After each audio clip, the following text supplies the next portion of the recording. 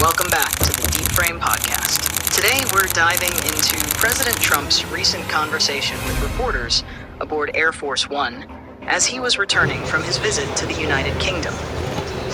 There's a lot to unpack here because he touched on everything from foreign policy to domestic politics, cultural battles, and the media. Trump spoke about his time in the UK, describing it as both productive and significant. He highlighted how he's strengthening alliances, but at the same time, he framed it around America First principles. His tone was confident, and he once again showed how he blends diplomacy with his own style of bluntness. One of the most striking moments was his statement about designating Antifa as a terrorist organization. That's not just a soundbite. It's a powerful move that signals a broader push against political violence. For years, conservatives have raised alarms about Antifa's tactics, and here, Trump is essentially saying, enough. This has the potential to reshape how law enforcement deals with street movements that have relied on chaos. He also outlined his top priorities for Congress. He made it clear that border security, energy independence, and restoring economic strength remain at the core. He's not just framing it as policy, it's presented as survival for America's identity. He draws a clear line between the direction he wants to take the country and the one Democrats are pushing. On foreign policy, the Russia-Ukraine war came up. Trump repeated what he has said many times, that under his leadership, this conflict wouldn't have escalated the way it has. Whether people agree or not, this taps into his message of peace through strength.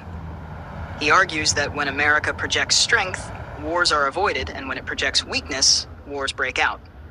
Another fascinating part of the conversation was his criticism of Reba Ilhan Omar. He suggested that certain members of Congress go too far in attacking America itself, and he didn't hold back. His tone was sharp, almost daring the media to challenge him on this point. This is Trump at his most combative, taking on not just political opponents, but the institutions that defend them. And speaking of institutions, Trump hit the media directly. He accused major network television stations of bias and distortion, and he didn't mince words. He tied this into the suspension of Jimmy Kimmel's show, pointing to what he calls hypocrisy in the entertainment and news industries. For Trump, it's all about calling out what he sees as double standards. Now here's where it gets deeper. Listening between the lines, this wasn't just a conversation with reporters, it was a campaign message. Trump is laying out the contrasts, law and order versus chaos, strength versus weakness, patriotism versus what he paints as self-loathing. And whether you agree with him or not, he understands how to dominate the conversation. The media will clip certain parts, twist others, and leave out the full picture. That's why hearing his words directly is important. What he's saying is that America is at a crossroads. His critics want to portray him as reckless, but his supporters hear clarity, direction, and someone who's not afraid to name names. That's the reality of this moment. Trump aboard Air Force One wasn't just answering questions. He was reminding people why he still commands attention. This has been the Deep Frame Podcast.